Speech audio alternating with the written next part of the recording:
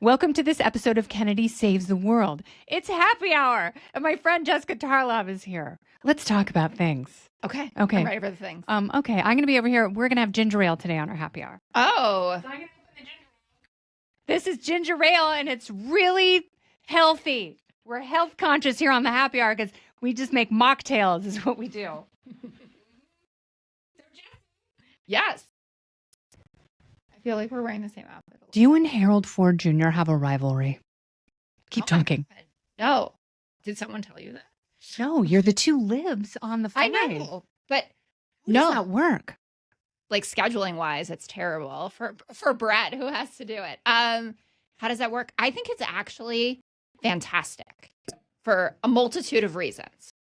So the reason that it's great is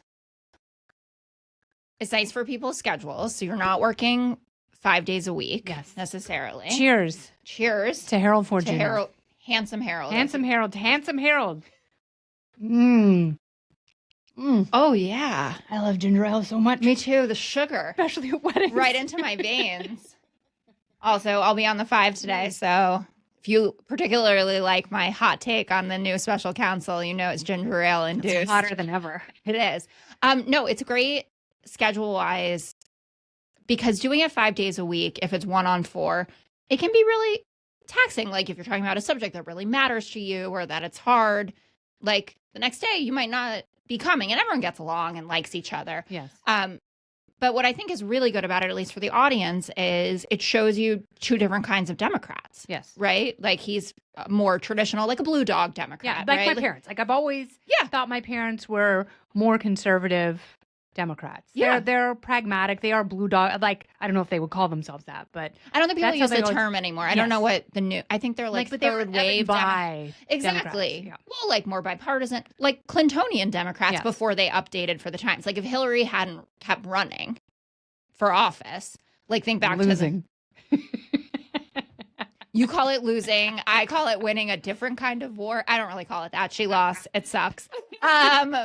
So I think that that's good also, and especially because the cable news audience tends to skew a little bit older. I think Harold is like very recognizable for them, but then they also get to see what the new Democratic Party looks like. With me, I'm not obviously like an AOC kind of liberal, but people like to paint you that way. I know. Is that frustrating? I just think it's weird.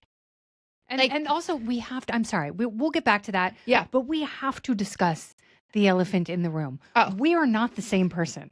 So for some of our golden Americans who get really, really mad at me for saying positive things about Joe Biden, that was not me. She would never do that. That was Jessica Tarlov. But people think for some reason that we are the same person. There are like 2 brunettes here. That's it. And they got to be the same. And they wear glasses. I'm not wearing mine because I don't have to read teleprompter. Also, people, that's why I wear glasses, right? They're always like, oh, you're such a fake. Why aren't you wearing glasses? And I'm like, why do people wear glasses? Stolen valor. She doesn't have myopia. But we should also discuss then the baby elephant, which is that Twitter account that does the Fox News scandals and thinks that everyone is the wrong person. What's her name? Like Thalia. Thalia. Yes. I always called her Thaisa because that's the scary woman in Yellow Jackets, which is a show that I really enjoy. Yes. Thalia thinks that I'm Ainsley. And that you have a relationship with somebody else. Here. Yes. And we had a baby named Lawrence Jones. She thinks that, which is fine. Which is interesting racially. But people think that you and I are the same person to the point where Jessica came over for my daughter's graduation party. This is great. And my younger daughter came up to me and she said, that woman whom she's met many times. I feel like it's just teenagers. That woman looks just like you. I almost went up and hugged her. And Jessica's like 2 or 3 inches taller than me. I'm pretty tall, but she's 2 or 3 inches taller than me. Yeah. And now you have shorter hair. It's true. I mean, look at these long, luscious locks. A lot of people are like, Kennedalia, where'd you get your weave?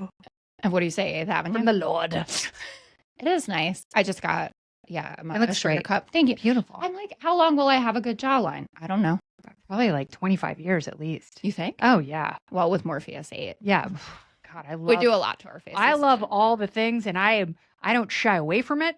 Like I had microneedling and PRP earlier this week, and someone was like, "Oh, can you come do the show Thursday?" And I was like, "I can't. I'm having sometimes I say an aggressive facial but that's microneedling with PRP. So what they do is they take your blood, they spin it, they pull out the platelet-rich plasma, they mix it with a bunch of stuff, and they take a microneedling pin and they shove that into your face to stimulate the collagen. Because it's serious, baby, stuff. I'm gonna be 51 next month, so I want to keep it looking good as long as I can. And clock's ticking, tickety tick tick tick. Do you feel? Actually, I shouldn't say I feel. I don't want to enforce this. Do you feel that you look better now than you did when you were younger? Yes. Yeah. But so much of that is because of medical technology. Whatever. Like we still got here. I haven't had plastic surgery. I might at some point. I'm not planning on it. What do you think you would do? Probably this. Yeah. Like a mini facelift. Yeah. The bottom. Yeah. Yeah. Yeah. Because the neck tells the story. It You know, really when you does. see like an amazing looking woman and then you're like, your neck just betrayed you. Yeah, in it did. such a way. Yeah. I'm like, everything is perfect. Yeah, And then but- it's just sagging. So my friend Marika, I will always have her to thank for the term 1776 because Not the founding fathers? No, I saw one for the first time at Starbucks. Like rocking body, insane, tight Pilates, tennis. Like Yeah. you could just tell like everything on this woman was tight, like triceps and Ooh, like I never had that. sculpted ass and calves. I'm like, damn, girl. She turns around. It was like the crypt keeper. I was like, oh my God. And I told my friend Marika, she goes, oh, that's 1776. I'm like, what is that? She goes, 17-year-old body, 76-year-old face. That's awesome. Yeah. And they're out there. Yeah. Yeah. I think a lot of them are around the city Oh, yeah. because everyone actually like is crazy. They're like kind of SLT. Or... People have too much work done. Like the trout lips and the pulled eyes. And they all look like Jessica Alves, who used to be Rodrigo, the plastic surgery Ken doll, who Oh, yeah. has transitioned just to get more plastic surgery. But they all kind of look like that. And it's like, you're not fooling anyone. No, and then there are the sad ones like Meg Ryan, Yeah. who Doesn't just had look like the same. right, and maybe she thought that her look was not that important, or that she could have been marketable, like staying the same, or what she thought. I guess I thought she must have thought that she was going to stay the same Yes. in terms of what she looked like, but it totally doesn't work. Jennifer Grey from Oh, Dirty Dancing, She had a who nose has job. a nose job after. Totally unrecognizable. Like that's, you know, and one of my daughters like, someday I want to get a nose job. I'm like, please don't. It Which changes one? your face. And my mom, like, I wanted a nose job when I was Really? the same age, like 16, 17. Yeah. I wanted a nose job. And my mom was like, don't do that. She said, your nose, people's noses are what differentiate them. If you get a cookie cutter nose, you'll look like an ordinary person. And I didn't. I mean, I still think I love the shape of my nose, Yeah. but I think it's like 2 sizes too big. But I don't I'm think sticking that. with it. Well, big glasses help. Amen. Yeah. But you also don't think about when you have like a nose job, because a lot of girls that I grew up with, like I went to private school here in New York City, a lot of Jewish girls that like for their bat mitzvah or whatever got the ski jump, Yeah. right? Yep. Their babies have huge schnozzes, Yeah. right? Like it doesn't fix genetics. And did the guys know what they were getting into, right? Because No. you go to bed with this Yes. and it gets pregnant. Yeah. And then And it then something comes emerges. out that looks like what you were born at. Yeah.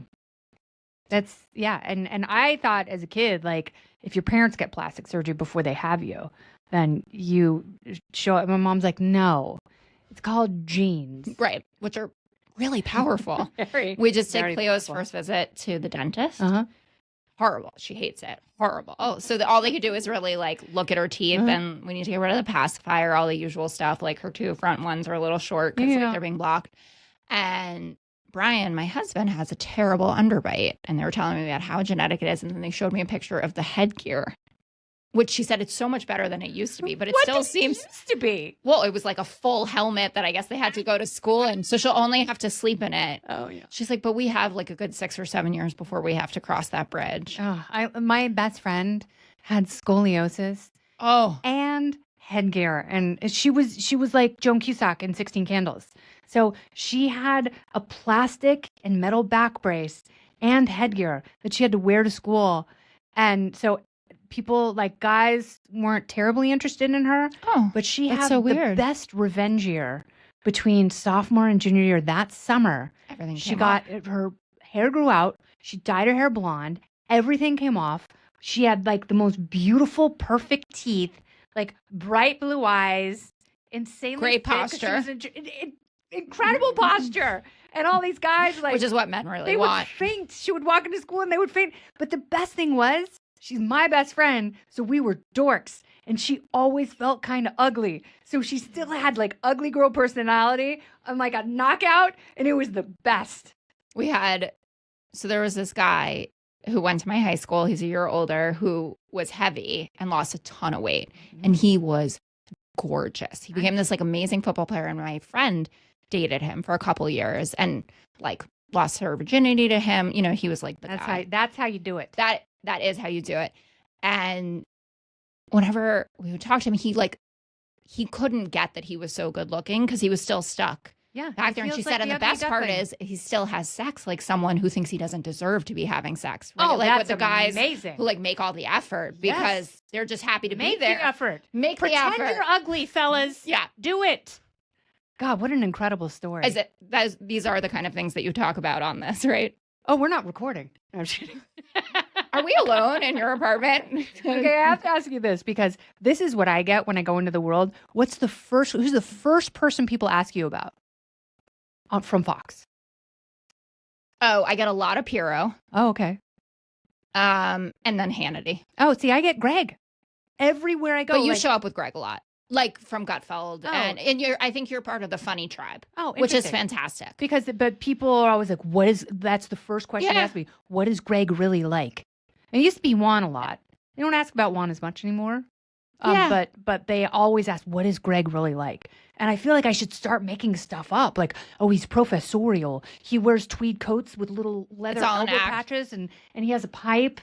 And he goes on these long, rambling lectures about light and being, and it's none of that is true. But I want to paint a totally different picture because what you see is what you get. With Greg, How he is on TV is how he is in real life, and there's no mystery. But I really feel like I should fabricate a mysterious life. Jazz it up, especially if you get it a lot. Yeah, I think it's different though because I'm a liberal that people are more interested in like hardcore, like Trump people. You know, they're like, oh, well, how do you do that or whatever. Is that liberal people or conservatives? Liberal people, conservatives love Dana.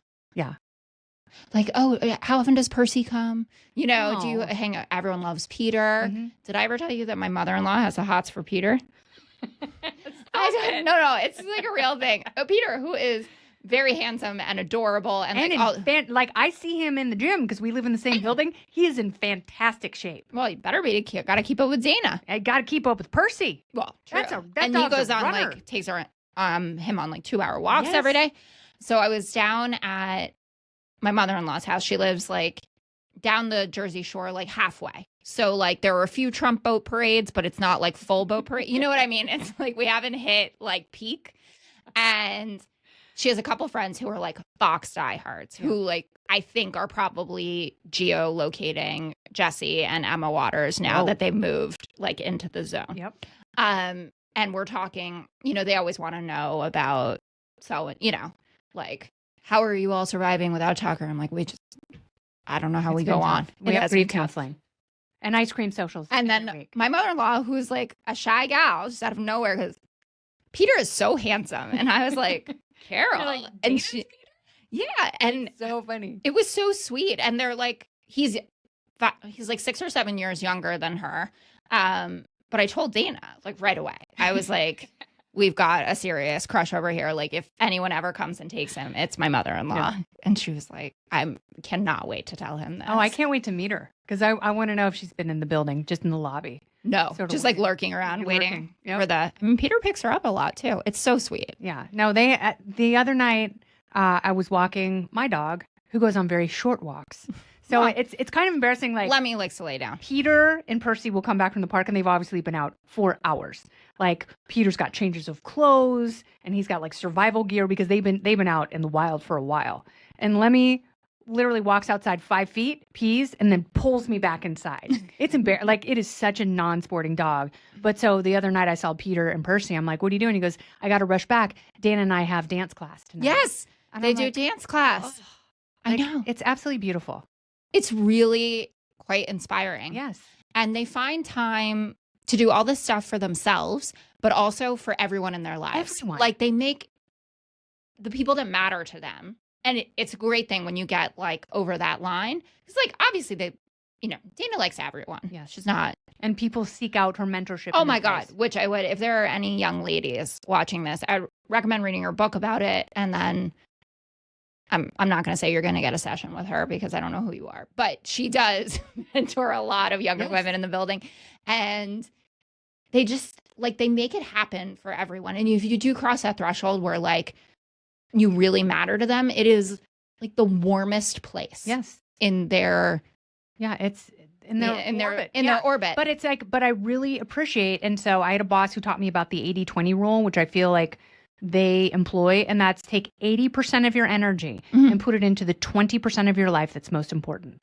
And that instantly prioritizes your life. Oh, I love it. That's really good. Yeah, I had an old boss that, she's not old, she's younger than I am, she's super hot. But she would come up with these wonderful phrases and inspiring ideas and quotes, and that was one of them. And I tuck that inside and I think about it all the time. That's fabulous. And it does, as you get older, it becomes so much more important that you know how to prioritize these things, especially once you have kids or if you have someone important in your life in a romantic interest. Parents become like old children to you, right? Where you're oh, I got to take care of you. Yeah. You have needs. I did not anticipate this coming. Yeah. It's the raising the parents, didn't see that coming. No, but we've talked about this before on Kennedy's grief podcast, but when one parent dies and then you're oh, you kind of died too. And now I have you. And it's all this stuff that you didn't think was coming your way. So 80-20. 80-20. All right. Let's do it. Cheers to that. Cheers to that. You bring happiness to all my hours. Cheers to you. This has been Kennedy Saves the World along with Jessica Tarlov. I'm Kennedy. Bye.